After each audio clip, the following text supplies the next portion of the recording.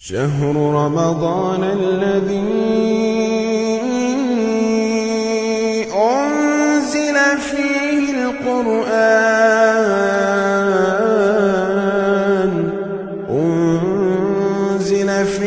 القرآن هدى للناس وبينات من الهدى والفرقان ومن الناس ما ولاهم عن قبلتهم التي كانوا عليها. یہاں سے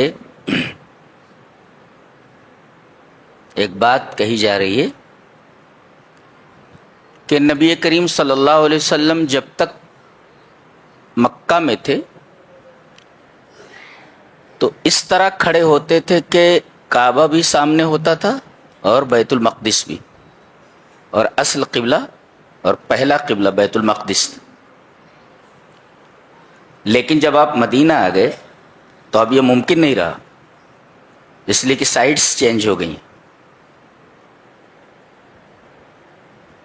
تو آپ 16 یا 17 مہینے تک پہلے قبلے یعنی بیت المقدس کی طرف منہ کر کے نماز پڑھتے رہے. لیکن آپ کی تمنا یہ تھی کہ آپ کا قبلہ، مسلمانوں کا قبلہ خانہ کعبہ کو بنا دیا جائے. دیکھیں، تمنا دل میں ہے کہ قبلہ بدل دیا جائے، لیکن آپ زبان سے نہیں کہہ رہے ہیں.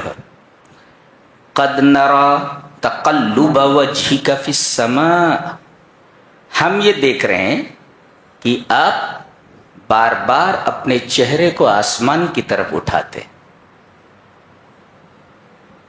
یعنی آرزو یہ ہے کہ قبلہ بدل دیا جائے. زبان سے آپ نہیں کہہ رہے ہیں، لیکن بار بار آپ اپنے چہرے مبارک کو آسمان کی طرف اٹھاتے کہ میں تو یہ چاہتا ہوں کہ قبلہ بدل دیا جائے، مگر میرا رب کیا چاہتا ہے. یس کتنی عجیب بات ہے، نہیں کتنی عجیب بات ہے.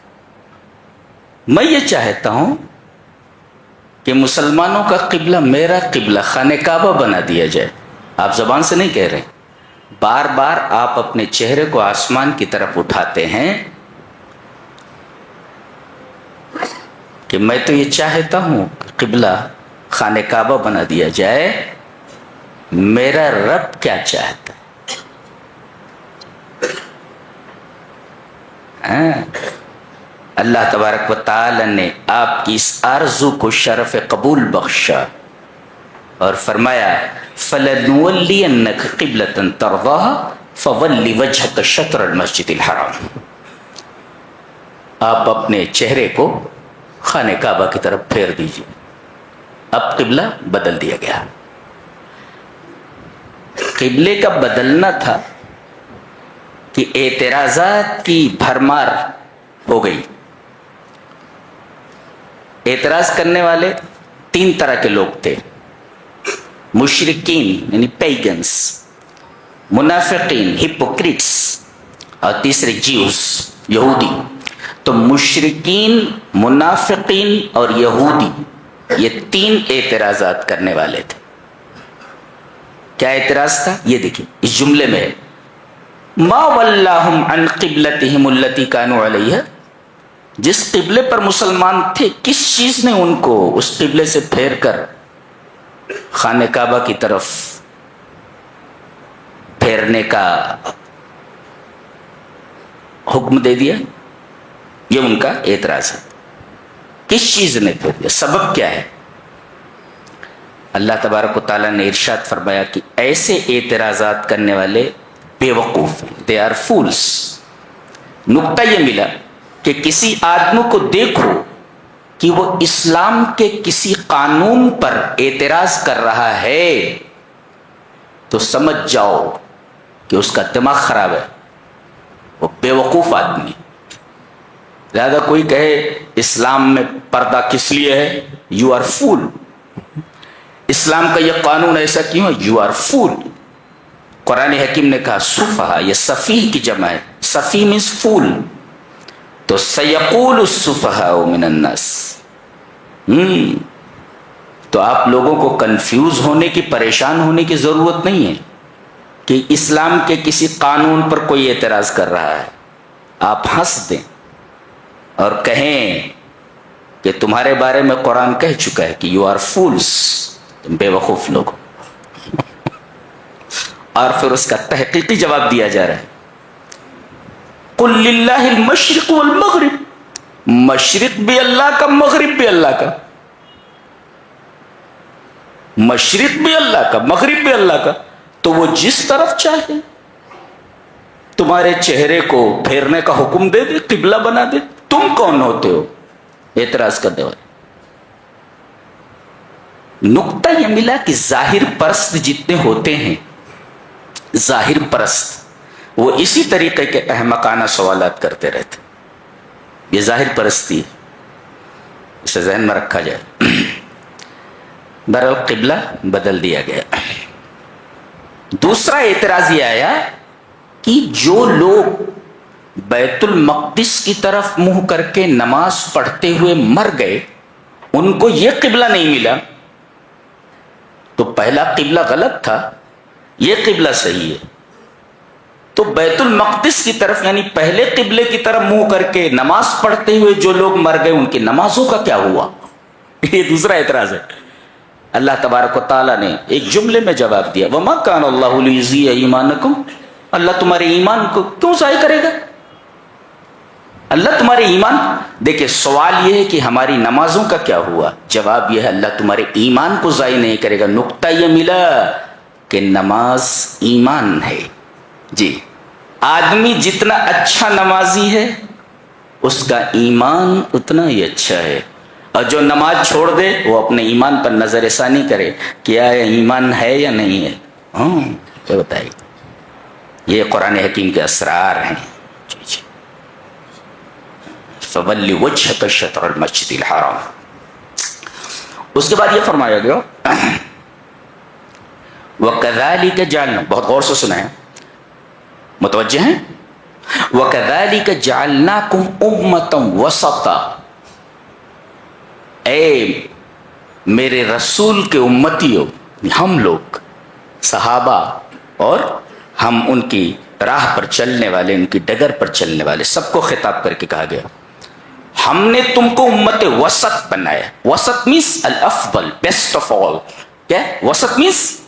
وہ بیچ کا نہیں کہ دو طرف کے بیچ میں جو ہوتا وہ وسط ہوتا ہے. یہاں الافضل مراد ہے، الافضل the best of all.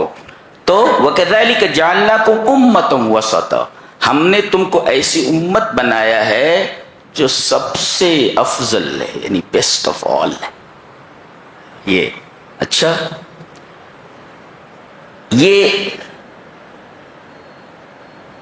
کون سا وظیفہ اسے اختیار کرنا ہے بتایا گیا، لِتَكُونُوا شُهَدَاءَ عَلَى النَّاسِ، تاکہ تم لوگوں کے اوپر گواہ ہو جاؤ، وَيَكُونَ الرَّسُولُ عَلَيْكُمْ شَهِيدًا، اور رسول تمہارے اوپر گواہ ہو جائیں. کیا مطلب؟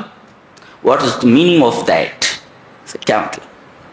جواب اس کا ایک حدیث میں دیا گیا ہے کہ قیامت کے دن تمام انبیاء کرام کو ان کی امتوں کے ساتھ لایا جائے گا. حضرت نوح پہلے لائے جائیں گے اور ان کی امت کے ساتھ انہیں کھڑا کر دیا جائے گا. اللہ پوچھے گا نوح کے امتیوں سے، نوح کے امت سے، حل بلغکم، یہ نوح ہیں، انہوں نے میرا پیغام تم تک پہنچایا تھا.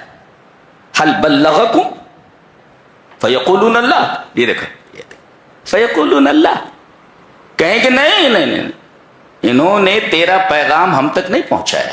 ارے صاف انہوں نے انکار کر دیا. اب حضرت نوح سے پوچھا جائے گا، یہ تو انکار کر رہے ہیں، من یشہد لک، من یشہد لک، تمہارا گواہ کون ہے؟ اس لیے کہ البینۃ علی المدعی والیمین علی من انکر، جو دعویٰ کرے وہ دلیل لائے، تو دعویٰ حضرت نوح کا یہ ہے کہ ہم نے ہمارے رب تیرا پیغام ان تک پہنچا دیا تھا. یہ دعویٰ ہے, دعوے کی دلیل چاہیے. البینۃ علی المدعی من یشہد لک, گواہ کون ہے, ثبوت کیا ہے, پروف لاؤ. تو حضرت نوح کہیں گے کہ میں نے تیرا پیغام اپنی امت تک پہنچا دیا تھا, اس کی گواہی امت محمد دے گی. اللہ اکبر. اور پھر امت محمد کو لایا جائے گا. ہم گواہی دیں گے کہ ہمارے رب نوح پیغمبر نے تیرا پیغام اپنی امت تک پہنچا دیا تھا. پوچھا جائے گا ما علمکم بذلک, تمہیں کیسے پتا چلا, تم نوح کے زمانے میں تھوڑی ہو, آئی وٹنس نہیں ہو تم, آئی وٹنس نہیں ہو تم, اس لیے کہ نوح کے زمانے میں تم نہیں تھے تو تم آئی وٹنس کہاں ہوئے. اور ثبوت کے لیے آئی وٹنس ہونا ضروری ہے, دونوں کے زمانے الگ ہیں, تو کیسے تم گواہی دے سکتے ہو.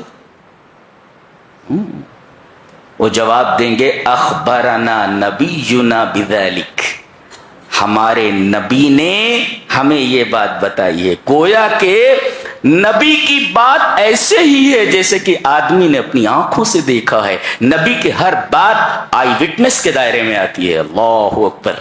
یہ ہے. اور امت محمد خاص طور سے صحابہ کرام اس میں سر فہرست ہیں, یہ عدول ہیں سب کے سب. صحابہ کرام کی اتباع واجب ہے, سب واجب الاتباع ہیں. اس لیے کہ گواہ کون ہوتا ہے, گواہ کون بنتا ہے, گواہی کون دیتا ہے, جو صادق ہو, سچا اور عدول ہو. اس سے صحابہ کرام کی عظمت پر استشہاد کیا گیا ہے. جی یہ عدول ہیں سب کے سب. اور پھر نبی بھی کہیں گے کہ میری امت صحیح کہہ رہی ہے. جی وَكَذَلِكَ جَعَلْنَاكُمْ أُمَّةً وَسَطًا لِتَكُونُوا شُهَدَاءَ عَلَى النَّاسِ وَيَكُونَ الرَّسُولُ عَلَيْكُمْ شَهِيدًا. سمجھ میں آیا؟ اس کے بعد ایک نکتہ بیان کیا گیا, فَاسْتَبِقُوا الْخَيْرَاتِ, نیکی کے کاموں میں ریس کرو. چلو نہیں, ریس کرو. استباق کہتے ہیں ٹو ریس. ایک آدمی جا رہا ہے, اب آپ اس کے پیچھے دوڑیں اور اس کو پیچھے چھوڑ کر آگے نکل جائیں, اس کو کہتے ہیں استباق. ریس میں کیا ہوتا ہے, دوڑنے والے جتنے ہوتے ہیں, مقابلہ کرنے والے, ہر ایک دوسرے سے آگے نکلنے کی کوشش کرتا ہے. دیٹ از کالڈ استباق. فاستبقوا الخیرات. بعض اہل علم نے کہا من سبق فی الدنیا الی الخیرات فہو السابق فی الآخرۃ الی الجنات. جو دنیا میں نیکیوں میں سبقت کرے گا, پہل کرے گا, وہ سب سے پہلے جنت میں جائے گا. لہذا کوئی نیکی کا کام کر رہا ہو, واجب ہے آپ کے اوپر کہ اس کا ساتھ دیں, ریس کریں. اگر کوئی 10 روپیہ دے رہا ہے تو آپ 100 روپیہ دینے کی کوشش کریں, ریس کریں. آپ ریس کر رہے ہیں. فاستبقوا الخیرات. تو جو دنیا میں سبقت کرے گا خیرات میں, خیرات مانے نیکی کے کام, وہ جنت میں بھی سبقت کرے گا, یعنی سب سے پہلے جنت میں جائے گا. اللہ, یہ ذہن میں رکھا جائے. فاستبقوا. لہذا نیکیوں کے کام میں بڑھو نہیں, ریس کرو, ایک دوسرے سے آگے نکل جانے کی کوشش کرو. کیا کتاب ہے, پورا نظام حیات ہے, منہج شامل للحیات کلیہا. پوری زندگی کا ایک مکمل نظام دے دیا گیا ہے کہ ہمیں زندگی کس طرح گزارنی ہے. سبحان اللہ, ایسی کتاب دی گئی جس کو ہم نے تاکہ نسیاں پڑھ گئے. جی یہ صرف پڑھنے کی کتاب نہیں ہے, یہ سمجھنے کی کتاب ہے. بہت پڑھ لیے, بہت پڑھتے رہے, بہت سنتے رہے, لیکن سمجھ میں کچھ آتا نہیں. لہذا وہی رفتار بے ڈھنگی جو پہلے تھی وہ اب بھی ہے, اس لیے کہ ہم نے سمجھا ہی نہیں کہ کتاب کہہ کیا رہی ہے. دیوانوں کی طرح, پاگلوں کی طرح سن لیتے ہیں, بس ہے کیا وہ سمجھنا ہے. یہ جنتر منتر کی کتاب تھوڑی ہے, سن لی اور چلے گئے. ہدایت کی کتاب ہے, یہ اصولوں کی کتاب ہے, قوانین کی کتاب ہے. ایک آیت کو سمجھ لے 100 مرتبہ قرآن ختم کرنے سے بہتر ہے. جی جی ابن قیم نے کہا ہے, آگے بتائیں گے انشاءاللہ. جی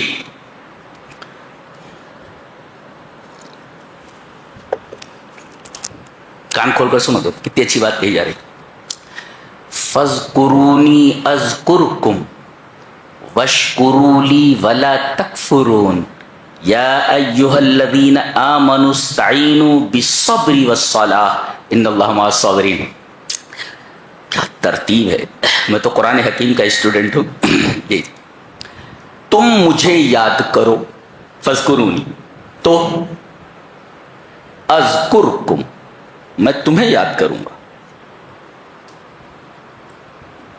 तुम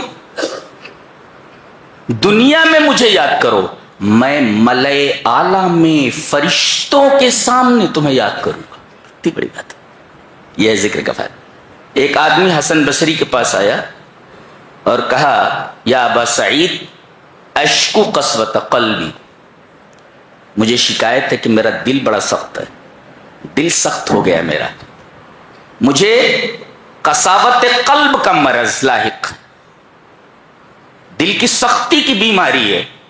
कौन सी बीमारी है? दिल की सख्ती, कसवत कल्ब की। कहा कि अज़िबहु बिज़िक्र, इसे अल्लाह के जिक्र के जरिए पिघला दे। कोई चीज सख्त हो जाए तो उसे पिघला दिया जाता है। तो अगर दिल सख्त हो जाए तो उसको पिघलाने के लिए जिक्र जरूरी है। अज़िबहु बिज़िक्र।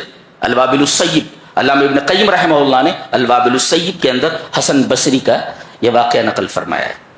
तो दिल सख्त हो जाए तो अल्लाह तबारक व तआला का जिक्र करो। और जिक्र का फायदा क्या है? तुम उसको याद करो, वो तुम्हें याद करेगा।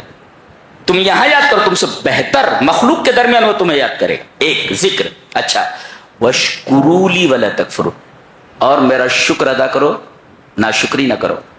सवाल, जिक्र के बाद शुक्र क्यों आया है? पहले जिक्र बाद में शुक्र है। उलमा ने जवाब दिया है कि अज़्ज़िक्रु बव्वाबतुश शुक्र, जिक्र ये शुक्र का दरवाजा है। आदमी अल्लाह का जिक्र करे तो उसे शुक्र करने की तौफीक अता की जाती है। हाँ, अज़्ज़िक्रु बव्वाबतुश शुक्र, जिक्र ये शुक्र का दरवाजा है। आप शुक्र के घर में दाखिल नहीं हो सकते जब तक कि आप जिक्र न करें। गेट है वो, कौन? जिक्र, उसी से आप दाखिल। अज़्ज़िक्रु बव्वाबतुश शुक्र। और जब आप जिक्र करके शुक्र के घर में दाखिल हो गए तो अब जो शुक्र करता है उसके लिए क्या कहा गया? लइन शकरतुम लअज़ीदन्नकुम, तुम जितना शुक्र करोगे उतना हम तुम्हारे अंदर ज्यादती करते रहेंगे। ये देखो, जिक्र से मिला शुक्र और शुक्र से मिला इज़्दियाद नेमत, नेमत के अंदर ज्यादती। ये है तरतीब। फज़कुरूनी अज़कुरकुम वला वशकुरूली वला तकफुरून, ये जिक्र और शुक्र के दरमियान रब्त है। अब जिक्र, शुक्र और तीसरा सब्र आगे आ रहा है अगली आयत में। क्या बात है।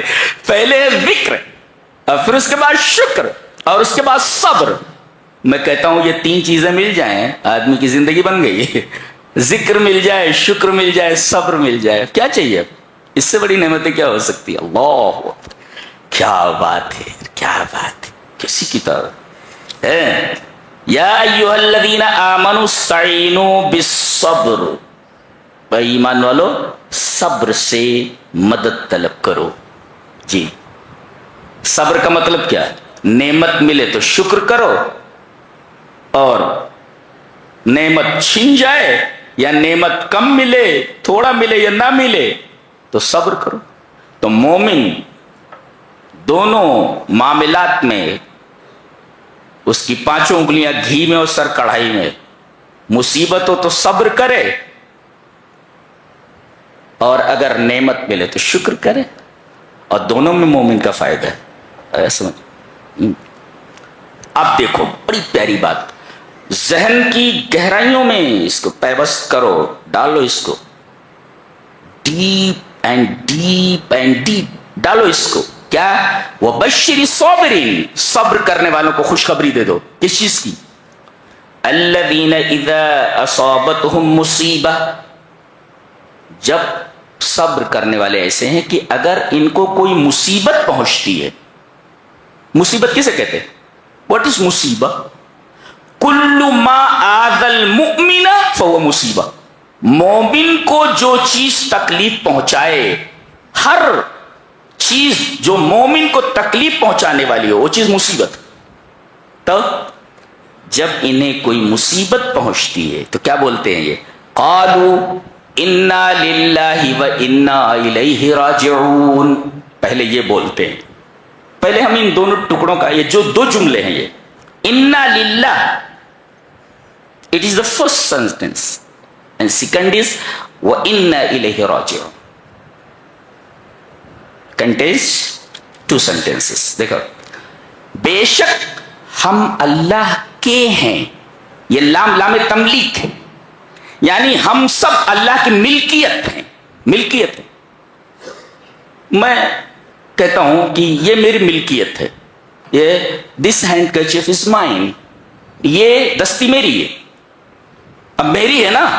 اب میں اپنے اس ملک میں جیسا چاہوں تصرف کروں, پھاڑ کر پھینک دوں. جب میں میری ملکیت ہے تو I can do whatever I want. Who are you to question me? تم کون ہو تو سوال کرنے والے؟ یہ چیز میری ہے, یہ میری ملکیت ہے, تو I can do whatever I want. Who the hell are you to question me? تم کون ہو تو سوال کرنے والے؟ Who the hell are you? کون ہو تم؟ تو رب تعالی کی ہم ملکیت ہیں, اور اپنی ملکیت میں وہ جس طرح کا ہے تصرف کرے. کہتے ہیں فلسطین کے بچے مر رہے ہیں, اگر اللہ رحیم ہوتا تو بس یہ Who are you? Who are you to question him? اللہ سے سوال کرتے ہو تم کون ہو؟ اس کی ملکیت ہے, جس طرح چاہے تصرف کرے. تم کون ہو؟ ارے بھائی میری دستی ہے, میں پھاڑ دوں, پھینک دوں اٹھا کر کے. کوئی ماہر مصور ہے, بہترین پینٹنگ بناتا ہے, اور اپنی پینٹنگ کو اٹھا کر کے سمندر میں پھینک دے. Who are you to question him?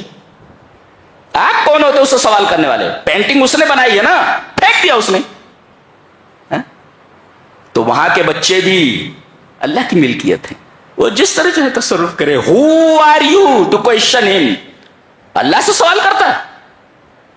یہ جواب ہے اس کا, یہ جواب ہے اس کا.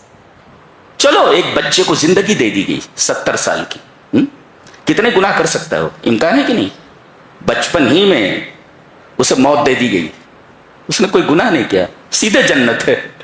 تو اللہ تبارک و تعالیٰ صرف رحمان اور رحیم ہی نہیں, حکیم بھی ہے, اس کا ہر کام حکمت پر مبنی ہے. Who are you to question him? اور اسی بات کو قرآن حکیم میں کہا گیا, لا یسأل عما یفعل وهم یسألون. اللہ سے سوال نہیں کیا جائے گا وہ ایسا کیوں کر رہا ہے. ہذا عجیب. Who are you to ask him? ہماری اوقات کیا ہے رب تعالیٰ سے سوال کرنے کے لیے؟ انا للہ, ہم اللہ کی ملکیت ہے, اپنی ملکیت میں وہ جس طرح چاہے تصرف کرے. ایک دوسرے, بچہ مر گیا, واویلا کرنے کی کیا ضرورت ہے؟ اگر میں آپ کو یہ چیز دے دوں اور میری ملکیت ہو, اگر میں مانگوں تو آپ اگر صاحب ظرف ہیں تو آپ کو میری ملکیت چپ چاپ لوٹا دینی چاہیے, اور افسوس نہیں ہونا چاہیے. جی ملکیت میری ہے بھائی, ہینڈ کرچیف میرا ہے, یہ میں نے دیا ہے آپ کو, ملکیت ہے میری, میں مانگوں آپ نہیں دیں گے. قالوا انا للہ, ہم اللہ کی ملکیت ہے, اور وَإِنَّا إِلَيْهِ رَاجِعُونَ, اور اسی کی طرف ہم لوٹنے والے ہیں. جی اسی کی طرف ہم لوٹنے والے ہیں. یہ بچہ کافی ڈسٹرب کر رہا ہے, ہٹاؤ اس کو, ڈسٹرب کر رہے ہو تم, چل جاؤ. وَإِنَّا إِلَيْهِ رَاجِعُونَ, اور اسی کی طرف ہم لوٹنے والے ہیں. اچھا, جب آدمی یہ سمجھ لے کہ ہم سب کو ایک دن لوٹ کر کے جانا ہے, تو وہ دنیا کی پرواہ کم کرے گا, اور جو مصیبت آئی ہے وہ مصیبت اس کے اوپر ہلکی ہو جائے گی. تتہاون علیہ مصائب الدنیا, اللہ اکبر, کہ ایک دن ہمیں یہ دنیا چھوڑ کر کے جانا ہے, چند روزہ زندگی ہے, تو اگر یاد کر لے کہ ہمیں اللہ کی طرف جانا ہے تو مصیبت جو آئی ہے اس کے اوپر ہلکی ہو جائے گی. اس لیے کہ مصیبتوں کا تعلق احساسات سے ہوتا ہے. بہرحال ایک فلسفہ ہے وہ. بہرحال قالوا انا للہ و انا الیہ راجعون, ہم اللہ کی ملکیت ہے. جی, اور وہ انا, اسی کی طرف ہمیں لوٹنا ہے. اگر آدمی یہ سمجھ لے کہ ایک دن ہمیں جانا ہے, یہ دنیا کچھ بھی نہیں ہے, چند روزہ ہے یہ, تو آپ کے اوپر جو مصیبت آئی ہے وہ مصیبت آپ کے اوپر ہلکی ہو جائے گی. یہ تو فطری بات ہے. جی اچھا، ایک حدیث ہے کہ نبی اکرم صلی اللہ علیہ وسلم نے ارشاد فرمایا کہ جس آدمی کے اوپر کوئی مصیبت آئے اور یہ پڑھے کیا، انا للہ و انا الیہ راجعون اللہم اجرنی فی مصیبتی واخلف لی خیرا منہا، تو اخلفہ اللہ خیرا مما صبر.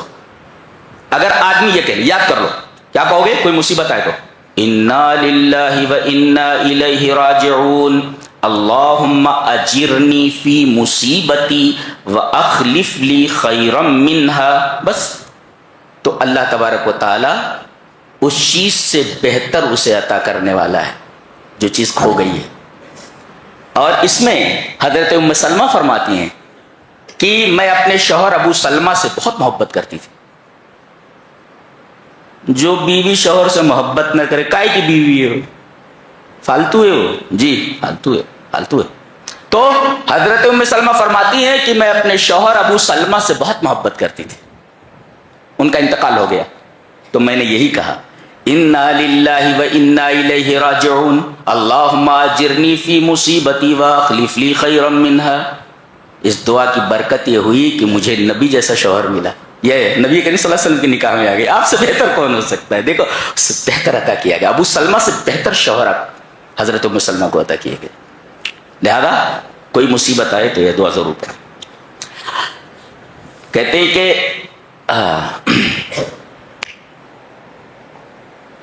صابرین کو خوشخبری دے دو، انہیں 3 چیزیں ملنے والی. متوجہ ہیں پوری طرح؟ 3 چیزیں کیا ہیں؟ اولئک علیہم صلوات من ربہم. صلوات یہ پلورل ہے، اس کا سنگولر ہے صلات. صلات میں الثنا، تعریف. جی ورحمہ، اور رحمت یہ تمہارا نام ہے. واولئک هم المہتدون، ہدایت. اگر صبر کر رہا ہے ابھی تو 3 نعمتیں، ایک تو صلوات، دوسرے رحمت، اور تیسرے ہدایت. یہ صلوات کیا ہے؟ صلات کا مطلب وہ تعریف ہے. اللہ تبارک و تعالیٰ فرشتوں کے درمیان اس کی تعریف نہیں، یہ سنگولر نہیں ہے، یہ پلیورل ہے. صلات تعریفیں کرتا ہے اللہ تبارک و تعالیٰ فرشتوں کے سامنے، صابرین کی. اور نقطہ یاد رکھو، جب اللہ فرشتوں کے درمیان اس کی تعریف کر رہا ہے تو اس کا مطلب ایسے آدمی کو اللہ کا قرب، اللہ کی نزدیکی حاصل ہے. ایک، اور دوسرے وہ رحمہ، اور جس کے اوپر رحمت ہو عذاب قریب نہیں آتا. 2، اور ہدایت جس کے پاس ہو گمراہی اس کے قریب نہیں آتی. تو صلوات سے اللہ کا قرب حاصل ہوا کہ اللہ کے قریب ہو گیا، اور رحمت سے عذاب سے نجات پا گیا، اور ہدایت سے گمراہی سے نجات پا گیا. یہ صابرین کے 3 انعامات ہیں. ذہن میں رکھو، اولئک علیہم صلوات من ربہم ورحمہ واولئک هم المہتدون. اور ایک عجیب بات کہی جا رہی ہے کہ جب بہترین استاذ ہوتا ہے تو پہلے اورل سمجھاتا ہے، 1/2 + 1/4 = اتنا اتنا اتنا، اس کا LCM نکال لو، یہ ہو، ایسا ہو گیا، ہو گیا. اب اورل تو بتا دیا، اب بورڈ پر لکھ کر کے بتاتا ہے اس کو اس طرح حل کرو، اس طرح حل کرو. اسے 1/2 + 1/4، 2 اور 4 کا پہلے LCM نکالو وغیرہ وغیرہ. آپ لوگ نئے نئے طریقے سیکھوں گے، ہم لوگ ایسے پڑھیں. جی تو ایسا بتائے گا. اللہ تبارک و تعالی صابرین کی فضیلت بیان کرنے کے بعد بورڈ کے اوپر سمجھا رہا ہے. جی صبر کسے کہتے ہیں اور صبر کا پھل کیا ہوتا ہے. حوالے میں صفا اور مروہ کو ذکر کیا گیا. ان الصفا والمروہ من شعائر اللہ. صفا اور مروہ کو میں نے اللہ کے شعائر میں سے بنا دیا. اللہ کے شعائر کہ یہاں اللہ کی ایک بندی کو اللہ کا خلیل چھوڑ کر چلا گیا تھا شیر خوار بچے کے ساتھ. چاروں طرف ریت ہی ریت، چاروں طرف پہاڑیاں ہی پہاڑیاں، پانی کہیں دکھ نہیں رہا ہے، کوئی آدمی نہیں دکھ رہا ہے، بے آب و گیاہ میدان ہے، اور بچے کو ہاجرہ کے حوالے کر کے حضرت ابراہیم جا رہے، پیچھے مڑ کر دیکھ بھی نہیں رہے، اس لیے کہ اللہ کا حکم ہے کہ وادی غیر ذی زرع میں چھوڑ کر کے آؤ اپنی بیوی کو اپنے بچے کے ساتھ۔ کیسا آدمی اللہ اور اللہ کا خلیل، جو بات کہی گئی سر تسلیم خام۔ ذرا کسی جنگل میں اپنی بیوی کو اپنے بچے کے ساتھ چھوڑ کر بتاؤ کہاں سے جگر لاؤ گے ایسا؟ اللہ کا خلیل ہی ایسا جگر لا سکتا۔ جا رہے ہیں تو کہہ رہی کہاں جا رہے ہیں چھوڑ کر کے اس بے آب و گیا میدان میں؟ کہنے لگے اللہ کا حکم ہے۔ دیکھو یہ شوہر اللہ کا حکم، بیوی کہہ رہی اگر اللہ کا حکم ہے تو اللہ ہمیں ضائع نہیں کرے گا۔ اللہ اکبر، یہ بیوی اگر اللہ کا حکم ہے تو اللہ ہمیں ضائع نہیں کرے گا، اور ضائع اللہ اکبر۔ تڑپتے ہیں ہم لوگ جانے کے لیے وہاں جہاں یہ عورت دوڑی ہے صفا اور مروہ پر، صفا سے مروہ، مروہ سے صفا، ہمیں صحیح کرنا پڑتا ہے یہ عمرے میں اور حج میں۔ شاعر بنا دیا اللہ نے سے سمجھ میں آیا؟ یہ ہے صبر کرنے والی۔ بچہ پیاسا ہے، پانی چاہیے، دوڑ رہی ہے، صفا پر جا کر کے دیکھتی ہے کہ کوئی قافلہ ہو، کہیں پانی نظر آ جائے، وہاں سے مروہ آتی ہے، دیکھتی ہے، کہتا اللہ اکبر، کیا صبر ہے۔ یہ پریکٹیکل دکھایا گیا۔ سبحان اللہ، اولئک علیہم صلوات من ربہم بشر الصابرین۔ صبر دیکھنا تو اس عورت کو دیکھو اور اس کے شوہر کو دیکھو۔ ارے یہ تو چھوٹی بات تھی، کہا کہ بیٹے کو ذبح کرنا ہے تجھے، لو بیٹے کو ذبح کرنا ہے۔ کیا کلیجہ رہا ہوگا کہ بیٹے کو زمین پر گرا دیا اور چھری لے کر کے گردن پر رکھ دی۔ اتنی محبت کر سکتے اللہ سے، اللہ سے اتنی محبت کیسے کر سکتے کہ بیٹے کو زمین پر پٹک کر کے اس کی گردن پر چھری رکھتے ہوئے، کیونکہ اللہ کا حکم ہے۔ یہی چیز ہمارے درمیان ہے، ہمارے دلوں میں نہیں ہے۔ لات جوتے کھاؤ، پوری دنیا میں صرف لات اور جوتے کھا رہے ہو، تمہارے پاس کھونے کے لیے بچا کیا ہے؟ سب تو کھو چکے ہو قرآن حکیم کو چھوڑ کر کے۔ تمہارے پاس سب کچھ ہے سوائے قرآن کے، کھونے کے لیے بچا کیا ہے؟ تمہاری اوقات کیا ہے پوری دنیا میں؟ کوڑی کی اوقات نہیں ہے، کوڑی کی، اس لیے کہ تم نے قرآن کو سینے سے نہیں لگایا۔ سمجھ گئے جی؟ یہ ہے کوڑی کی اوقات نہیں۔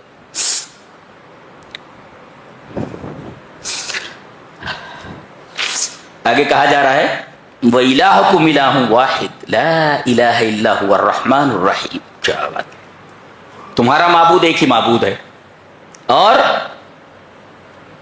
وہی رحمان الرحیم۔ دیکھو یہاں الہ کہا گیا پھر رحمان الرحیم کہا گیا، اس کا مطلب ہے معبود وہی ہوتا ہے جو رحم کرنے والا ہو، یعنی الوہیت کو بغیر رحمانیت اور رحمیت کے سمجھا ہی نہیں جا سکتا۔ معبود وہی ہوتا ہے جو رحمان اور رحیم ہو، یہ کہا گیا۔ الوہیت کو رحمانیت اور رحیمیت سے الگ کر کے نہیں دیکھا جا سکتا، اس کا تصور ہی نہیں کیا جا سکتا۔ معبود وہی ہے جو رحمان اور رحیم ہو۔ رحمان کسے کہتے ہیں؟ الرحمن بجمیع الخلق، کافر کے اوپر بھی رحیم، ابرار کے اوپر بھی رحم کرنے والا، فجار کے اوپر بھی رحم کرنے والا، اچھوں کے اوپر رحم کرنے والا، بروں کے اوپر رحم کرنے والا رحمان۔ الرحمن بجمیع الخلق اور رحیم خاصہ بالمومنین۔ اللہ تبارک تعالیٰ قیامت کے دن صرف مومنوں کے اوپر رحم کرے گا، اس لیے وہ رحیم ہے، اور دنیا میں تمام کے اوپر رحم کر رہا ہے، اس لیے وہ رحمان۔ الرحمن بجمیع الخلق والرحیم بجمیع المؤمنین۔ ایک بڑی عجیب بات کہی جا رہی ہے، قیامت کے دن جو اللہ کا انکار کرنے والے ہیں، اللہ کو نہیں مانتے، بعض لوگ اللہ ہے ہی نہیں بولتے، اللہ ہے ہی نہیں۔ یہ کون لوگ ہیں؟ وہی ہیں بے وقوف لوگ ہیں، فول ہیں، فول۔ ارے قانون پر اعتراض کرنا فولشنس ہے تو یہ کہنا کہ اللہ ہے ہی نہیں، یہ تو سب سے بڑی بیوقوفی ہے، سب سے بڑی بیوقوف، سب سے بڑا بیوقوف آدمی ہے ایسا جی۔ تو یہ جو اللہ کو نہیں مانتے، دیکھو کہا جا رہا ہے سب کو کھڑا کر دیا جائے گا، جہنم میں جا رہے ہیں سب، اب جنت کو بلند کر دیا جائے گا، ترفع لہم الجنہ، جنت کو بلند کر دیا جائے گا، اور ان لوگوں سے کہا جائے گا اگر تم اللہ کی اطاعت کرتے تو یہ دیکھو یہ بنگلہ ہے، یہ نعمتیں ہیں، یہ نعمتیں ہیں، یہ تمہیں عطا کی جاتی، لیکن تم نے اللہ کی اطاعت نہیں کی، لہذا یہ تمہارے لیے جو بنایا گیا تھا اب یہ تقسم بین المومنین، مومنوں کو دے دیا جائے گا، تقسیم کر دیا جائے گا، تو اس وقت ان کی جو حسرت ہوگی وہ دیکھو بتایا گیا۔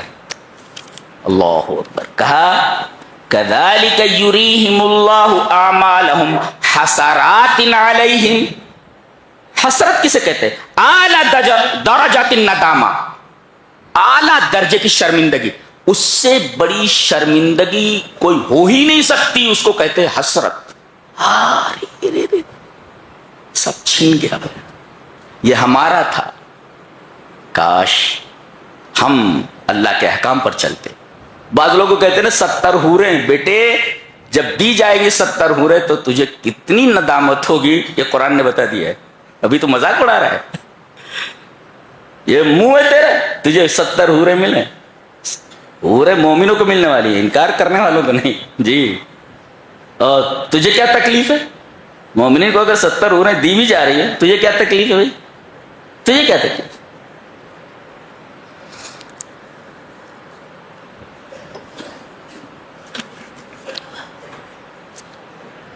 اس کے بعد یہ رمضان کا مہینہ ہے، اس کے بارے میں بات کی جا رہی۔ یا ایھا الذین آمنوا کتب علیکم الصیام، ایک ہوتا ہے کتب لکم، یہ میں عام بات نہیں کرتا، وہ سب تقریر میں سنتے رہتے ہیں آپ جی۔ کتب لکم ایک کتب علیکم، یہ دونوں قرآن میں ہیں۔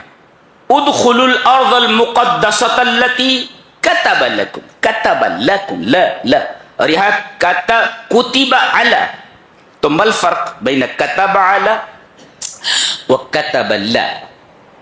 ہونا کا یہ فرق ہے، اس لیے کہ کتب علی کا مطلب ہوتا ہے جس میں مشقت ہو، روزہ رکھنے میں ظاہر ہے کہ مشقت، اور کتب لکم جب کہا جائے اس میں آسانی ہے۔ عربی زبان بھی کتنی رچ لینگویج ہے، کتنی رچ لینگویج جی۔ اور یہ روزے صرف تمہارے اوپر فرض نہیں کیے گئے ہیں، تم سے پہلے لوگوں کے اوپر بھی فرض کیے گئے تھے۔ نکتہ کیا ملا؟ نکتہ یہ ملا اگر ہم روزہ رکھ رہے ہیں تو جتنے بھی روزہ دار ہیں ہم ان کی صف میں داخل ہو چکے ہیں، اس زمرے میں ہیں۔ کیا بات ہے، ارے بھائی وہی کام جو وہ کر رہے تھے ہم بھی وہی کر رہے ہیں، لہذا ہم ان لوگوں کے ساتھ ہیں، ان کے زمرے میں آ گئے ہیں جو روزہ رکھتے آ رہے ہیں ابتدائی آفرینش سے سن کے تخلیص۔ یہ ہے نکتہ اس میں۔ اب دیکھو خاص بات، رمضان کے مسائل اور فضائل کے بیان کے سیاق میں، کانٹیکسٹ میں دعا کا تذکرہ ہے، بیچ میں ہے یہ۔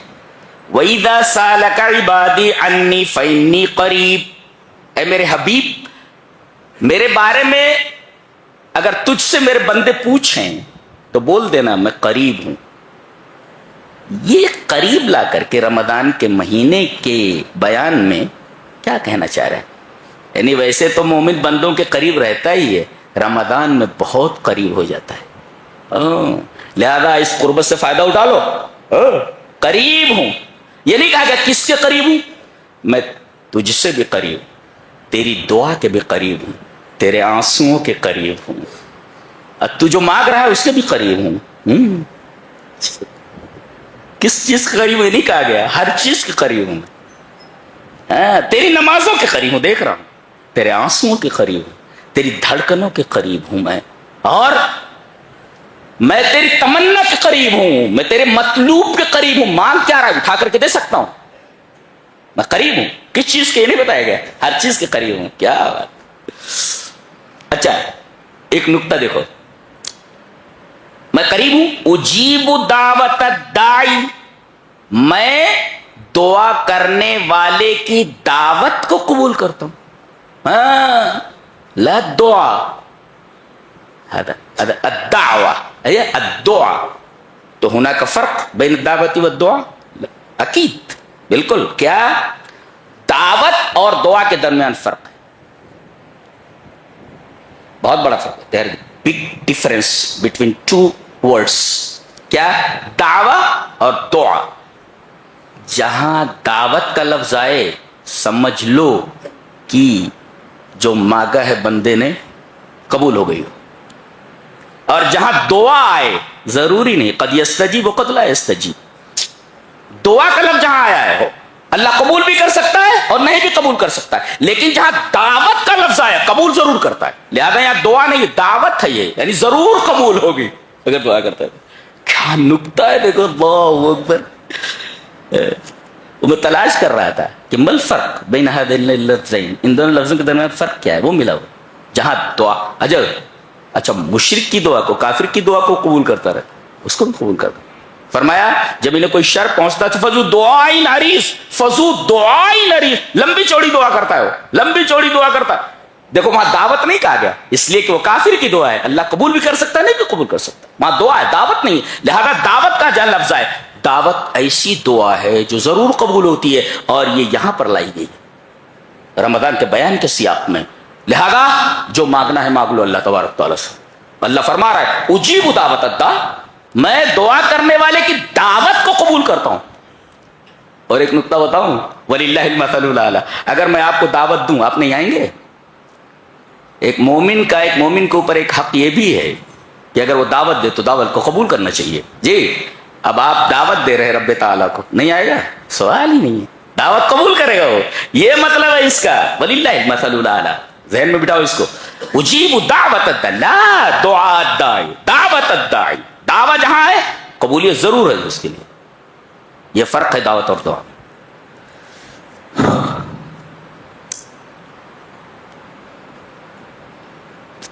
اس کے بعد کہا گیا ہے اس میں ایک عمل بڑا اچھا ہے, اعتکاف. جی وَأَنْتُمْ عَاكِفُونَ فِي الْمَسَاجِدِ قال ابن تیمیہ فلا اعتکاف الا فی المساجد. ابن تیمیہ نے فرمایا اعتکاف صرف مسجد میں ہوتا ہے. بعض مسالک میں عورتیں اپنے گھروں میں اعتکاف کرتی ہیں, هذا لا يجوز, اعتکاف نہیں ہوتا اس میں. ہاں مسجدوں میں اگر پردے کے ساتھ انتظام ہو تو عورتیں مسجد میں اعتکاف کریں. فتنے کا خوف ہو چھوڑ دیں, سنت ہے, فرض تو ہے نہیں. جی نیت کر لیں ثواب مل جائے گا انشاءاللہ. تو ایک چیز یہ ہے اعتکاف. اچھا اعتکاف سنت کیا ہے؟ رمضان میں آخری عشرے کا 10 دن, یہ سنت ہے. کیا آدمی 1 گھنٹے 2 گھنٹے کا طواف کر سکتا ہے؟ جی ہاں, هذا يجوز, جائز ہے. حضرت یعلا ابن امیہ کی روایت موجود ہے مصنف عبد الرزاق میں صحیح سند کے ساتھ کہ انی لامکث فی المسجد الساعة ولا امکث الا لاعتکف. جی میں مسجد میں ٹھہرتا ہوں 1 گھنٹہ, اور میں نہیں ٹھہرتا ہوں مگر اس لیے کہ اعتکاف کروں. یہ روایت بتا رہی ہے کہ 1 گھنٹے کا بھی طواف ہو سکتا ہے, لیکن رمضان میں مسنون طریقہ طواف کا یہ ہے, اس کا اعتکاف کا یہ ہے کہ آدمی 10 دن مسلسل اعتکاف کرے.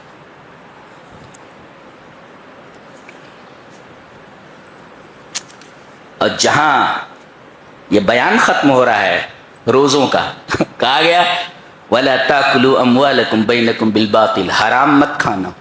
جی رمضان کا بیان جہاں ختم ہو رہا ہے وہاں یہ کہا جائے حرام مت کھانا. پتہ یہ چلا جو حرام خور ہیں ان کا روزہ قبول نہیں ہوتا.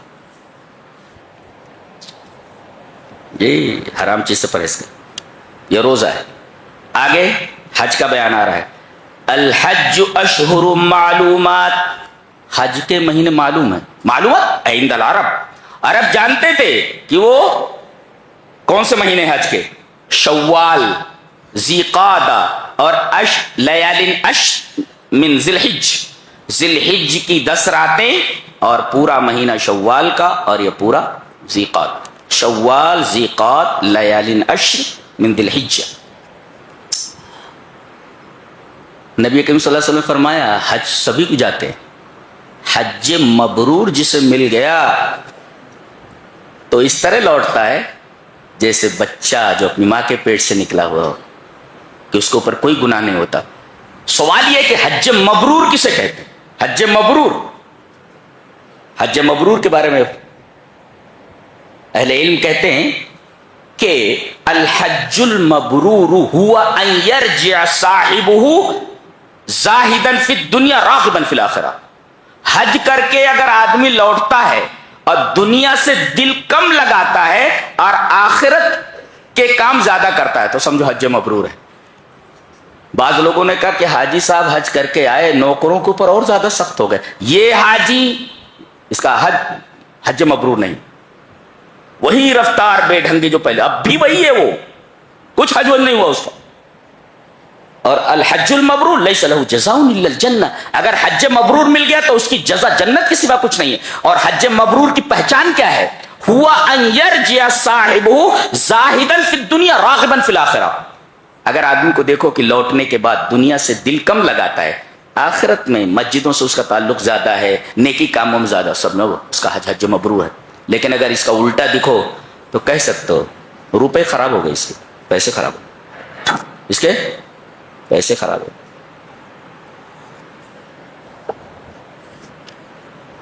جی اس کے بعد کہا گیا اچھا حج کرنے کے لیے نکلتے تھے زمانے جاہلیت میں تو بھیک مانگتے رہتے تھے، راستے میں بھیک مانگتے رہتے تھے۔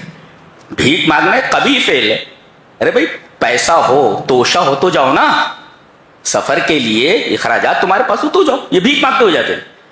پہلے یہاں کے بھی حاجی جاتے تھے تو مسجد خالد بن ولید ایسی مسجدیں دیکھتے رہتے تھے کہ جہاں مفت میں کھانا مل رہا، مفت خور کہیں کے، تو فرمایا گیا کہ حج کے لیے جائیں تو 2 توشے لے لیں، 2 توشے، کیا؟ وَتَزَوَّدُوا، زاد مش توشہ، پروویژن، تو وَتَزَوَّدُوا فَإِنَّ خَيْرَ الزَّادِ التَّقْوَىٰ، تو سب سے بہترین پروویژن یعنی take provision with you for the journey. اگر آپ سفر کر رہے ہیں حج کے لیے تو آپ کو پروویژن لینا ہے، توشہ لینا ہے۔ اب توشہ، the provision is of 2 types, 2 قسم کا ہے، ایک ہوتا ہے میٹیریل اینڈ اسپرچوئل، ایک ہے مادی یعنی پیسہ ویسا ہو تمہارے پاس، اور پیسہ ہونے کے ساتھ ساتھ دوسرا توشہ تقوی ہونا چاہیے، تقوی۔ یہ وتزود، یہ کتاب ہے، اللہ اکبر، کتاب، اسی کو چھوڑنے کی وجہ سے لاکھ جوتے کھا رہے ہو، سب لاکھ جوتے کھا رہے ہو۔ جب تک اس کے جڑو گے نہیں، یہ حکومت ایسا کر رہی ہے، فلاں نیتا ایسا کر رہا ہے، ویسا کوئی کچھ نہیں کر رہا ہے، تمہارے اعمال ایسے ہیں کہ تمہارے ساتھ یہی سلوک کیا جائے، تم خود اس کے مستحق ہو، ڈیزرو کرتے ہو، تم ڈیزرو کرتے ہو تم۔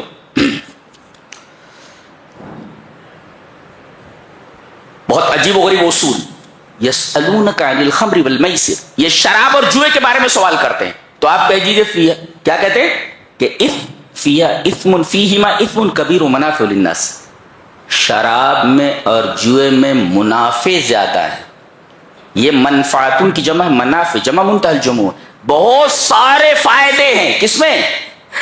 شراب میں، اور جوئے میں لگ گیا تو گیا، ہاں لگ گیا تو کروڑ پتی ہو گیا۔ کہا کہ منافع ہیں لیکن اسم کبیر، دیکھو اسم واحد ہے گناہ اور منافع پلیورل ہے، یعنی گویا کہ اس پلیورل کو سنگولر کے مقابل میں لایا گیا ہے، گناہ واحد اور منافع پلیورل۔ نقطہ یہ ملا کہ کسی چیز میں دیکھو کہ فائدے زیادہ ہیں مگر تھوڑا سا گناہ موجود ہے، جی تو ایسے ہی ہے جیسے ایک بکٹ پاک پانی کے اندر ایک قطرہ پیشاب ڈال دیا جائے پورا پانی ناپاک ہو جاتا ہے، ایسے ہی ہے وہ۔ قل فیہما اثم کبیر ومنافع للناس، جی واسمہما اکبر من نفع، ان کا گناہ ان کے نفع سے بڑا ہے، زیادہ ہے نہیں، بڑا ہے۔ یہ زیادہ اور بڑا میں کیا فرق ہے؟ یعنی ان دونوں کا گناہ زیادہ ہے ان کے نفع سے، یہ نہیں بڑا ہے ان کے۔ پتہ یہ چلا کہ یہ نہ دیکھا جائے کہ زیادتی کیا ہے، یہ دیکھا جائے کہ اس کا وزن کیا ہے، اس کی سنگینی کیا ہے. اللہ اکبر، یہ سنگینی کیا ہے. تو منافع کسی چیز میں زیادہ ہوں منافع، لیکن اس کے اندر اگر کوئی حرام کام آ گیا، کوئی گناہ کی چیز آ گئی، تو منافع کو چھوڑ دیا جائے، تمام منافع کو چھوڑ دیا جائے. جی ایسے تمام دھندوں کے لیے یہ اصول ہے. کسی دھندے میں بہت زیادہ منافع ہیں مگر اس میں تھوڑا گناہ بھی ہے، پورے دھندے کو چھوڑ دیا جائے، اس لیے کہ یہ اس پانی کی طرح ہو گیا جو بکٹ میں ہے اور اس میں ایک قطرہ پیشاب ڈال دیا گیا. اس کے بعد کہا گیا کہ کوئی مومن لڑکا کسی کافرہ اور کسی مشرکہ لڑکی کو بھگا کر نہیں لے جا سکتا، شادی نہیں کر سکتا اس سے، جائز نہیں ہے. کہتے ہیں فلاں قوم کی ہے اور فلاں جو ہے سیکٹ کی ہے وغیرہ وغیرہ، تو ہم سے شادی کر لیتے ہیں. لا لا لا لا یجوز. ولا تنکحوا المشرکات حتی یؤمن، جب تک ایمان نہ لے آئے تب تک شادی کرنا جائز نہیں.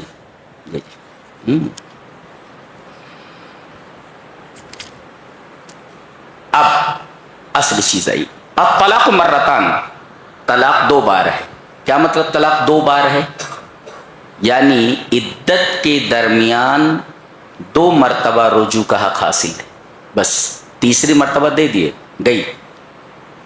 الطلاق مرتان، آپ نے طلاق دے دیا، اب عدت میں ہے. اب اس عدت میں اسے، عدت کتنی ہے؟ 3 حیض. اس عدت کے دوران اگر آپ رجوع کر لیتے ہیں، ٹھیک ہے، دوسری مرتبہ آپ نے طلاق دے دی، پھر رجوع کر لیتے ہیں، اب یہی 2 مرتبہ ہے رجوع کا حق. تیسری مرتبہ آپ نے دے دیا، طلاق مغلظہ ہے، نکل گئی. اور طلاق کا ایک ہی طریقہ ہے سنت کا. کیا؟ جب وہ پاک ہو، پاکی کی حالت میں اسے طلاق دے دیا جائے یہاں تک کہ اس کی عدت جو 3 ہے سے ختم ہو جائے، بس. اب جیسے ہی اس کی عدت ختم ہوئی وہ کہیں بھی شادی کر سکتی ہے، اور اگر آپ اس سے پھر شادی کرنا چاہیں کر سکتے ہیں آپ. جی کیسے؟ پھر سے نکاح پڑھ لیں، پڑھا لیں، اور اسی طریقے سے نئی مہر کر لیں. نئی مہر اور نئے نکاح کے ساتھ اسے لا سکتے ہیں آپ، اس لیے کہ ابھی آپ کے 2 طلاق تو باقی ہیں نا، ابھی لا سکتے ہیں اس کو. جی یہ بہترین طریقہ ہے، اور یہی شریعت میں. بقیہ ہر طریقہ طلاق کا بدعت، جیسے ایک مجلس کے اندر اگر 1 لاکھ بور دے طلاق طلاق طلاق، ایک ہی طلاق باقی ہوتی ہے. یہ ذہن میں رکھ لو. یہاں تو کہتے 3 گولی مار دیے، وہ گولی ہے، طلاق ہے وہ. یہ مثالیں نہیں چلتی ہیں. یہاں پہ 3 گولی مار دیا، تینوں لگ گئی. بولے سر اللہ کے لیے مثالیں مت بیان کرو.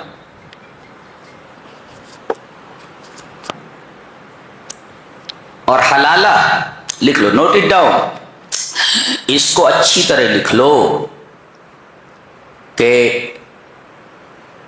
there is nothing such as حلالہ in اسلام. اسلام میں حلالہ جیسی کوئی چیز ہے ہی نہیں. حلالہ ہے ہی نہیں اسلام میں. لوگ مذاق اڑاتے ہیں جبکہ اسلام کا کوئی تعلق ہی نہیں حلالہ سے. جی حلالہ ہے ہی نہیں سرے سے اسلام میں. لکھ لو، نوٹ اٹ ڈاؤن. اسلام میں حلالہ ہے ہی نہیں. ایک عورت مطلقہ ہو گئی، طلاق دے دیا آپ نے، اب عدت سے نکل گئی، اس کی شادی ہو گئی، کہیں اپنی مرضی سے شادی ہو گئی اس کی، اور اس کے بعد اب وہ شوہر طلاق دے دیتا ہے کسی وجہ سے، اب آپ کے لیے جائز ہے. یہ ہیلا کر کے کہ طلاق دینے کے بعد خود کسی سے کرواؤ اور کہہ دو 2 دن کے بعد اسے طلاق دے دینا، اس کا تصور اسلام میں نہیں. حلالہ ہے ہی نہیں اسلام میں. نوٹ کرو اس کو. مذاق اڑاتے ہیں اسلام میں حلالے کا، حلالہ ہے ہی نہیں. یہ جن لوگوں نے اس کو صحیح کہا ہے انہوں نے اسلام کا مذاق بنایا ہوا ہے. دوسرے لوگوں کو اعتراض کا موقع اس وجہ سے مل رہا ہے. حلالہ اسلام میں ہے ہی نہیں. اور طلاق کا ایک ہی طریقہ ہے، پاکی کی حالت میں 1 طلاق دے کر چھوڑ دیا جائے یہاں تک کہ 3 حیض گزر جائیں. مطلقہ کی عدت 3 حیض. اور جس کا شوہر مر جائے، متوفی عنہا زوجہا، آگے آ رہا ہے، اس کی عدت 4 مہینہ 10 دن. جی یہ ہے. اور اگر خلا کرانے والی ہو، خلا کا مطلب ہوتا ہے شوہر پسند نہیں، بگاڑ کہتی ہے بھائی میری جان چھوڑ دو, میں تیرے ساتھ نہیں رہ سکتی, اس کو کہتے خلا. اب اگر شوہر طلاق نہیں دے رہا ہے, جی یہ کہہ رہی خلا کر, میں تیرے ساتھ نہیں رہ سکتی, خلا مانگ رہی ہے, اور وہ خلا نہیں دے رہا ہے, تو جہاں اسلامی شریعت ہے وہاں قاضی فیصلہ کر دیتا ہے. ہندوستان میں اس طریقے کا ماحول نہیں ہے, لہذا شہر کے سربراہ لوگ ایک ساتھ بیٹھیں گے اور تمام سربراہ لوگ مل کر کے اس نکاح کو فسخ کر دیں گے, نکاح فسخ ہو گیا. یہ طریقہ ہے. جیسے یہ ہمارے اہل حدیث بھائیوں میں اس طریقے کا اللہ نہ کرے کوئی مسئلہ آ گیا لڑکی کا, سامنے والا جو ہے یہ خلا لینا چاہ رہی ہے اور وہ خلا نہیں دے رہا ہے, تو یہاں کے جو معتبر لوگ ہیں, باس اور رسوخ لوگ ہیں, وہ بیٹھے اور تمام لوگ مل کر کے کہتے ہیں نکاح فسخ کیا جاتا ہے, نکاح فسخ ہو جاتا ہے. جی اچھا, اب لڑکے نے جتنا دیا ہے اس سے زیادہ لے سکتا ہے کیا؟ لا لا لا لا یزداد, ابن ماجہ کی روایت ہے, جتنا دیا ہے اتنا لے لے, جتنا دیا ہے اتنا لے لے. لڑکی سے مہر میں جتنی مہر ہے اتنی لے لے, لا یزداد, زیادہ نہیں مانگ سکتا, زیادہ لینا جائز نہیں ہے. اور لڑکی والوں نے لڑکے والوں کو جو کچھ دیا ہے وہ بھی نہیں لے سکتے, اس لیے کہ وہ ہبہ ہے, اور ہبہ العائد فی ہبتہ کالقلب یعود فی قیہ, تحفہ دے کر کے اسے واپس کرنا لینا ایسے ہی ہے جیسے کتا اپنی قے کرنے کے بعد دوبارہ اسے کھا لیتا ہے, یہ بھی ممنوع. لڑکی والوں نے جو دیا ہے لڑکی کو اتنا ہی ملے گا جو مہر ہے, اس سے زیادہ نہیں. اور لڑکی والوں نے لڑکے کو جو کچھ دیا ہے وہ تحفے میں دیا ہے, نہ لیں اس کو, لینا درست نہیں, لینا جائز نہیں. مہر سے زیادہ لڑکا نہیں لے سکتا, لا یزداد, ابن ماجہ کی روایت ہے. اور لڑکی والوں نے جو کچھ دیا ہے وہ ہبہ ہے, وہ بھی نہیں لے سکتے. اس کی عدت کتنی ہے مختلعہ کی, جو خلا کر ایک حیض ہے, ونلی ایک حیض گزر جائے اس کی عدت ختم ہو گئی. اچھا, عدت کے درمیان, عدت کسے کہتے ہیں؟ عدت جب تک ہے تب تک دو کام نہ کرے, جی دو کام نہ کرے. ایک تو یہ کہ اسباب زینت اختیار نہ کرے, مہندی لگانا, کاجل لگانا, یہ سب یہ اسباب زینت, تو زینت کے اسباب اختیار نہ کرے, بن ٹھن کر نہ رہے, اس لیے کہ عدت گزار رہی ہو. جی عدت گزار رہی ہو, اس عدت میں کوئی نکاح کا پیغام صراحتاً نہیں دے سکتا. جی جی جی جی یہ اس کے بعد رضاعت کا مسئلہ دیکھو, والوالدات یرضعن اولادہن حولین کاملین. یہاں ایک جملہ بڑا پیارا دیا گیا ہے, یہ دیکھو. اب جیسے ایک لڑکی کو کسی نے طلاق دے دیا, ایک طلاق دیا تھا, عدت گزر گئی, اب دوبارہ یہ لڑکا اور لڑکی شادی کرنا چاہ رہے ہیں, یہ کہا جا رہا ہے فلا تعضلوہن. ایک صاحب تھے تو انہوں نے اپنی بہن ایک صحابی کو دے رکھی تھی, انہوں نے انہیں طلاق دے دیا. اب عدت گزر گئی تو دونوں بہت پچھتائے, لڑکی چاہ رہی ہے کہ میں اسی کے ساتھ رہوں اور لڑکا بھی چاہ رہا ہے ان کے ساتھ رہوں, لیکن بھائی درمیان میں آ گئے, بولے ہم نے اپنی اتنی اچھی بہن تمہارے نکاح میں دی تھی, تم نے طلاق دے کر کے ہمارے خاندان کی اور ہماری بہن کی توہین کی, دوبارہ تمہارے نکاح میں نہیں دے سکتے.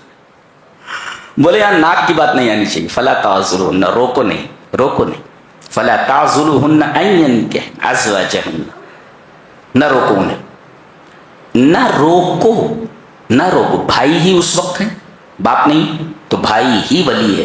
اس سے یہ پتہ چلا نہ روکو کا مطلب یہ ہوا کہ لا نکاح الا بولی جن, بغیر ولی کے نکاح نہیں ہوتا. یہ نقطہ یہاں پہ.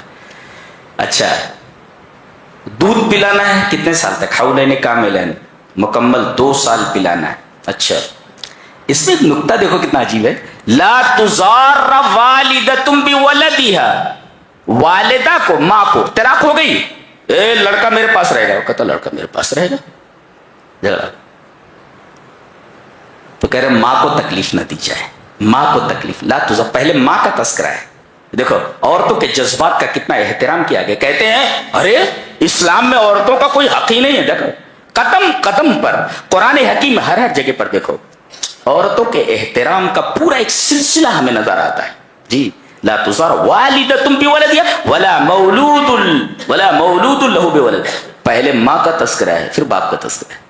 یعنی ماں کے جذبات کو ٹھیس نہ پہنچائی جائے. بچے کو لے کر کے ملانے کا وقت آئے لے جا کر کے ملا دو, اسے دور مت رکھو. جی جی اللہ اکبر, کیا کتاب ہے سبحان اللہ. قربان ہونے کو جی چاہتا ہے. جی جی جی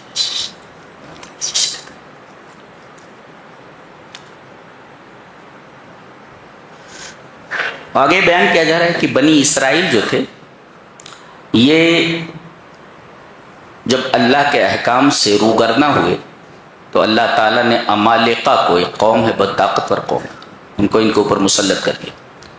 انہوں نے ان کو شکست دی اور تابوت سکینہ چھین کر لے گئے. ایک تابوت تھا, تابوت جس کو تابوت سکینہ کہا ہے قرآن حکیم میں. ان یاتیکم التابوت فیہ سکینۃ من ربکم. یہ دیکھو تابوت سے, اور جب لڑتے تھے تو تابوت سکینہ کو آگے رکھتے تھے اور اللہ تبارک و تعالیٰ اس تابوت کی وجہ سے انہیں فتح و ظفر سے نوازتا تھا, فتح ہوتی تھی. یہ عمالقہ چھین کر لے گئے. بہت روئے گڑ گڑائے, وقت کے نبی کے پاس آئے اور کہا کہ کچھ کیجئے, کسی کو ہمارا کمانڈر ان چیف بنا دیجئے, بادشاہ بنا دیجئے, ہم اس کے ساتھ رہ کر کے عمالقہ سے لڑیں گے. تو وقت کے نبی نے کہا کہ طالوت کو ہم تمہارا کمانڈر ان چیف بناتے ہیں. جی ارے کہنے لگے وہ تو فقیر آدمی ہے, اس کے پاس مال کہاں ہے. دیکھو یہ ظاہر پرست, یہودی ہمیشہ ظاہر پرست رہے. جی صلاحیت نہیں دیکھ رہے کہ کمانڈری کے لیے, کمانڈر ان چیف ہونے کے لیے صلاحیتیں ہونا ضروری ہے. مال کا اس کے کیا تعلق ہے.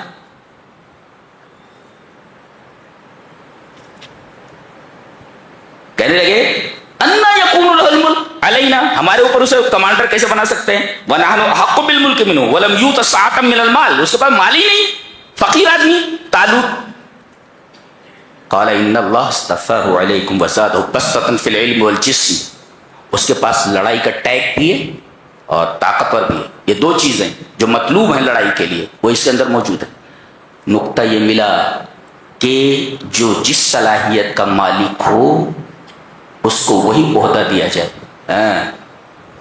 اب کسی سبزی بیچنے والے کے ہاتھ میں آپریشن تھیٹر کا ٹیبل دے دیا جائے, کیا کرے گا, مریض کو مار ڈالے گا. تو جو جس صلاحیت کا مالک ہو اس کو اسی عہدے پر رکھا جائے. جی جی بہت سارے لوگ وہ ڈونیشن وغیرہ دے کر کے اسکولوں میں گھسے ہوئے ہیں اور پڑھانے کا طریقہ بالکل نہیں, کچھ آتا جاتا نہیں ان کو. بہت سارے لوگ ایسے گھسے ہوئے. تو بتایا گیا وزاد و بسطۃ فی العلم والجسم, جسم بھی اور علم بھی. بہرحال کہا کہ علامت کیا ہوگی ان کی بادشاہت کی, ہم کو علامت چاہیے. ظاہر پرست ہے. کہا کہ علامت یہ ہوگی کہ فرشتے اٹھا کر کے تابوت سکینہ کو طالوت کے گھر کے سامنے رکھ دیں گے. لا کر کے فرشتوں نے رکھ دیا. ہاں اب یہ ظاہر پرست تھے. انہوں نے ایک دفعہ کہا بھی لن نؤمن لک حتی نری اللہ جہرۃ, ہم اللہ پر ایمان لا ہی نہیں سکتے جب تک کہ ہم اپنی آنکھوں سے نہ دیکھیں. یہ ظاہر پرستی ہے. یہ یہود یہ ہمیشہ ظاہر پرست رہے, یہ ظاہر پرست رہے.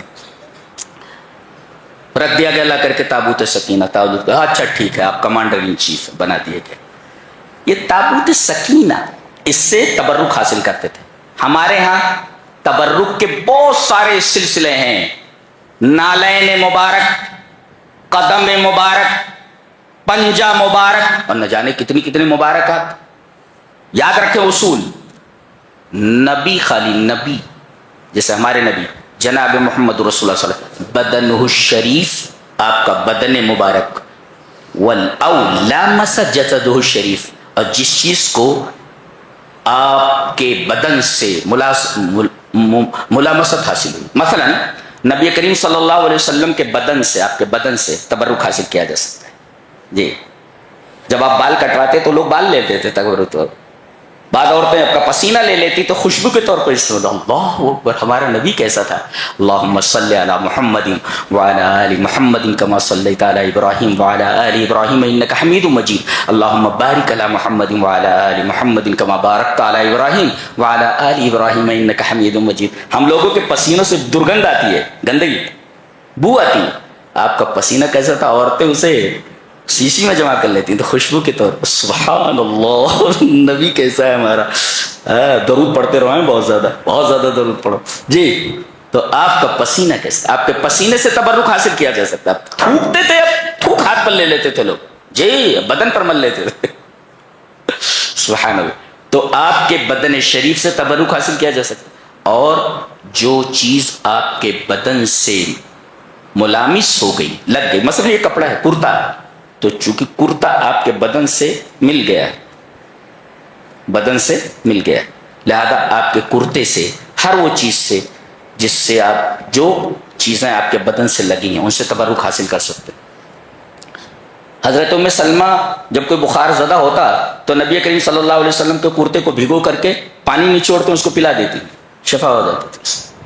تو نبی کے بدن سے اور آپ کے بدن سے جو چیز مس ہو, بس انہی سے, اور وہ بھی زندگی میں. اب آپ اس دنیا میں نہیں, آپ کی قبر سے برکت حاصل نہیں کی جا سکتی. حلال ہے یہ چیز, جائز نہیں ہے یہ. ہاں, کہ مٹی آپ کے بدن سے لگی ہوئی ہے تو مٹی سے ہم تبرک حاصل کریں, اس لیے کہ مٹی بھی تو بدن سے لگی ہوئی ہے نا آپ کے, تو مٹی سے لا لا لا, زندگی کی بات کہی جا رہی ہے. آپ کے انتقال کے بعد آپ کے بدن سے کوئی چیز مس بھی ہو جائے, اس سے تبرک حاصل نہیں کر سکتے. تو آپ کا بدن شریف اور جو چیز آپ کے بدن سے مس, اس کے علاوہ دنیا کی کسی بھی چیز سے برکت حاصل نہیں کی جا سکتی. جی جی, برکت حاصل نہیں کی جا سکتی کسی انسان سے, کسی بھی چیز سے. یہ تھا دوسرے پارے کا خلاصہ. ابھی سورہ بقرہ چل رہی آگے. اللہ ہمیں نیک عمل اور اچھی سمجھ کی توفیق عطا فرمائے. وآخر دعوانا الحمدللہ رب العالمین.